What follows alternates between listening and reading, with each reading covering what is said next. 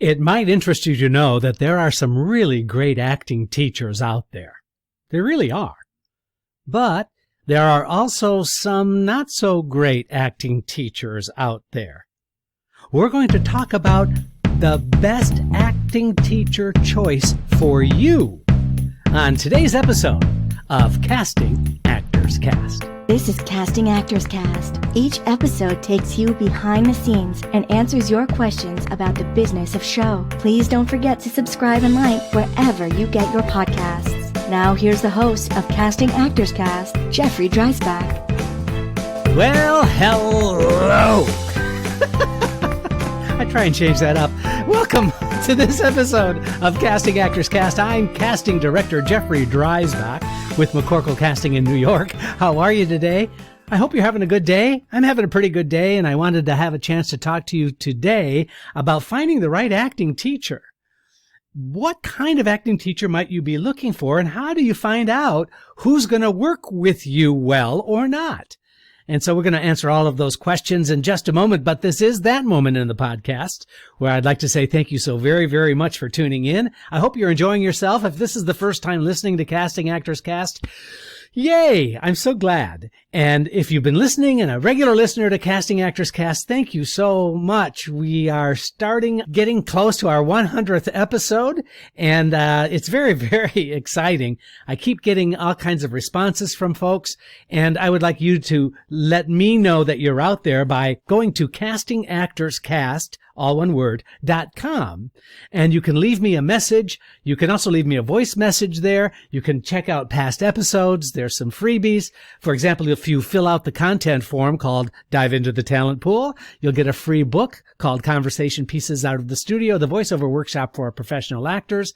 I'm just giving away this free book that I wrote a handful of years ago so that if you have any interest in doing voiceover work, that this might be the first book that you want to turn to find out what it's like, and giving you some really great examples on how to set yourself up in the world of doing voiceovers. I know I've given away hundreds of this free copy of book, and you're welcome to have it one as well. That's all I have. The last thing is if you're listening on iTunes or whatever your podcast provider is, it would really mean a lot if you could just take a second and leave a like or leave a positive review. I would really like to get the message about this program out to as many actors as possible so that we can all share in this kind of cool community and doing this kind of wonderful experiment about sharing and revealing what's going on behind the scenes for an actor. And all of this is just to help you.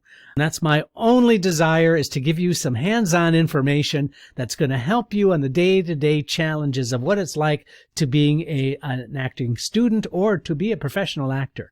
So, again, thank you for very, very much for all of that. So finding the right teacher. You know, I've had a lot of classes in my experience as an actor when I was acting, and I now do a lot of teaching, and I love it so much. I love teaching so much, and I've taught classes in auditioning for theater. I've done classes in how to self-tape. I do workshops all the time in voiceover stuff. It's really a joy for me to be able to teach. Scene study, monologues, all of those things that actors really should have in their pocket, in their grab bag of goodies, are things that I really, really enjoy teaching.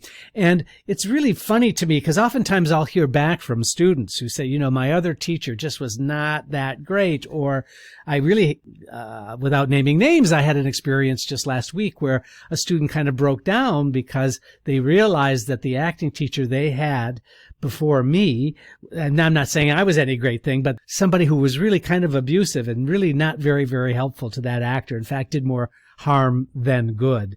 And that just is tragic. That's just awful to hear those kinds of stories. So let's talk about the method by which you can find a really good teacher for you, some things to look out for, and some things to embrace, and some things to stay away from. That's what we're going to be covering in today's episode. The first step in deciding what kind of an acting teacher you need is to evaluate what your needs are first. What are you looking for? Now, if you've had some previous training and you've had some previous experience, and maybe you want training in a specific area, that's very specific. For example, there are classes that you can take in how to audition for a television pilot. There are classes in auditioning for horror movies. There really are. I actually saw that. So there are all kinds of very specialized classes giving you specific information. But what I'd like to kind of focus on today is the teacher, the reputation of the teacher, and what that teacher promotes and what that teacher does. But first, you have to know what you're looking for. And sometimes that's not easy. Sometimes actors are just not sure what they need. They just like the idea of getting into a class. Well, do you need a scene study class? Do you need a class that strictly works on your connection to the material? Is there a teacher out there who's really great at helping you prepare for auditions? And you know there are. So take a look at your own needs first and fill out a wish list for those things that you need and what would be an ideal situation for you in a class environment like that. That's the first step. Second step is that you need to evaluate your resources. Take a look and finding out about the reputation of these teachers and these classes by doing the following. First of all, an acting teacher's reputation can go a very long way as to whether or not this would be a good teacher for you. In other words, have you heard about this teacher? Does this teacher have ongoing classes? Are these classes extremely popular? What are people saying about this particular teacher? So that teacher's reputation can really hold a lot of weight and value, especially if that reputation is a good one, obviously. But if that person is known for being really excellent with actors and really helping them, is the actor a beginning actor or are they really great with actors who are already working? Those are the kind of things that you want to investigate. So finding out that reputation is a really good resource for you. Also, what are friends saying? Do you have friends that are taking acting classes? And do you trust their opinion? Does their opinion really affect your thought about that being a good class for you or not? Also, there may be some agents out there that are helpful to you by suggesting particular teachers that might be useful for you. Somebody that knows you well enough to make that kind of a recommendation can be really, really helpful and useful. And recommendations in general are worth checking out. If somebody says, you know what, I think this teacher would be really, really great for you, then you know what? Check it out. Now, if you don't know how to do this, what the reputation is, then of course you're going to do some of the normal research that you would do anyway by talking to other students and going on the internet. I do have a cautionary tale, however, about teachers that advertise frequently in newspapers and or magazines. Learn how to act. I know that there's New York, for example, and in Los Angeles, there's Backstage. There are all kinds of websites that are helpful in terms of teachers, but really you need to scrutinize those teachers very, very carefully. I'm not saying that they're bad. In fact, there are many excellent teachers that advertise that way. But I would put a little extra flag out, a little extra concern, just because there are a lot of folks who are ripping off actors out there, just taking their money and really not delivering the goods. So I really want to just put that little cautionary tale into your head. So as you talk to other students, as you find out about reputations, then it's time for you to go and visit the class. Any reputable teacher will allow you to audit a class, to come into the class, to sit in the back, probably not participate. Now, some teachers are very, very specific, saying, I don't let students audit my class, but I have an open class for those who are interested in taking my class, and here's the opening class date. That's legitimate. That's very, very valid. And some teachers just allow you to sit and just watch and observe what's going on in a class at any given time. So that's really helpful. But you must do that work. You must go and check the class out.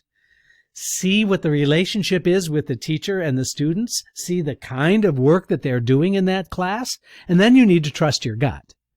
You need to say to yourself, is this a class that I would be happy in?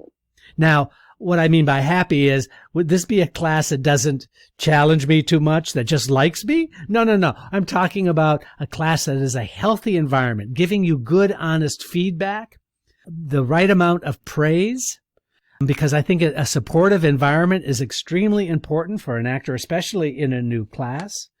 So those are the kinds of things to ask yourself when you audit that class. And then finally, after you're done auditing that class, do not commit to signing up for that class that first night or day. Do not commit to signing up on that first day. I can tell you that there's all kinds of psychology at work. You get really excited. You find it's an excellent teacher. It's a really great class. The students are really, really excited. There's sort of this kind of, let me get this over with. Let me get this done. Let me join this group right away because it's so fantastic. I promise you, it'll still be there tomorrow. Sleep on it. Give yourself time to digest the experience that you had in that audit. Be careful about jumping in with both feet right away.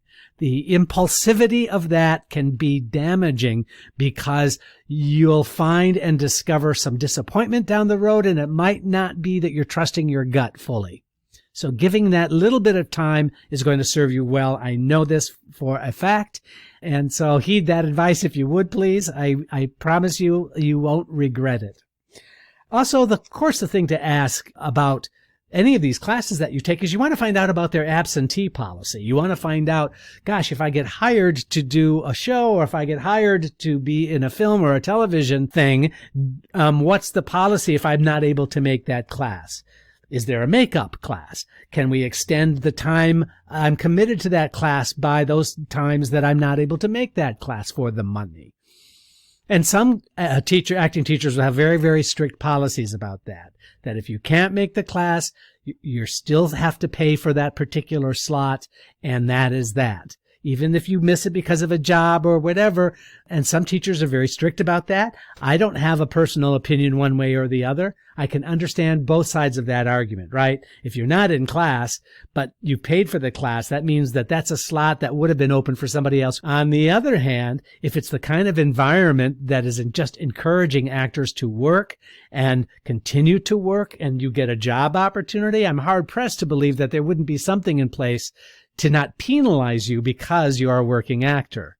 So that's the other side of that argument. Again, I don't have a really tough opinion about that. I'm sure you do. I'd love to know what your thoughts are about that. Also, it's important to know if this is a finite commitment to a class or not. Simply signing up for a class and making it ongoing, although might have some kind of appeal for you, in my view, it's much more important when you start in a new class session that you make it a finite period of time rather than just an ongoing class. I think it's important to have a beginning and middle and end for the experience, especially starting out. If after that time you find it to be really great and valuable and fun, then by all means go ahead and join up and do more classes. But having a finite number of classes, I think, is psychologically very, very beneficial for the actor. I really do. Now, let's talk about an acting teacher.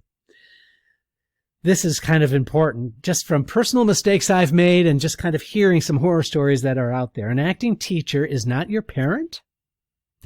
You know that, right? There's a tendency to want to do, in psychology terms, what they call transference, which is because this is somebody in authority, somebody that you respect, you have a parental relationship with that acting teacher. Stay away from those thoughts. This is somebody who's been hired to help you, that you are hiring them. They're there to use their experience and their techniques to get you to a better place in your work. Keeping it simple in your head like that is really, really beneficial, I think. Also, a good acting teacher is not, I know this might be shocking, is not a mentor. It's not somebody who is giving you career guidance on a day-to-day basis unless that's the class you're taking. But if you're just taking a scene study class or an acting class that is encompassing monologues or cold reading technique or whatever, this is not the time to invest in that person as a mentor, not somebody who is going to guide you through your career choices. It's important that that line be very, very clear. That person is hired as a teacher to teach you the information and to give you feedback based on the work you're providing them. That's the relationship. Please keep that in mind as you also look at some of these classes. I know those lines can get crossed and muddied sometimes, but I think it's of value to you to keep that perspective overall. And finally, an acting teacher is not a psychologist. They're not trained necessarily in psychology. They're not there to mess with your psyche in any way. Even though you might be doing sense memory work where you're thinking about past experiences, where you're getting in touch with your emotional self, all of those are valuable tools for an actor, but this is not the time where that teacher is into your psychology to the point where they're messing with you, if you know what I'm talking about. That to me, in my opinion, is abusive. And although that can be a gray area sometimes, especially if it's a teacher that's very, very caring and likes you very much and you like them very much, the perception is that they're there to help you. I think sometimes damage can get done and that can mess with you, that can have long-term effects. So again, approaching it with clear eyes, approaching it in a pragmatic way will only help the relationship overall as you're looking at your acting teachers. Here are some things that are really great for a good acting teacher. One is that they're easy to communicate with, that you understand what they're saying. They're able to talk to you in a way that you really understand what they're talking about. They're not talking over your head or they're not overindulging it. That they're really just having a really good, clean communication skill set that is helpful to you. That makes a really, really awesome teacher. Also, I do believe that you need a teacher who's empathetic, who really is caring about their work and caring about you in that environment.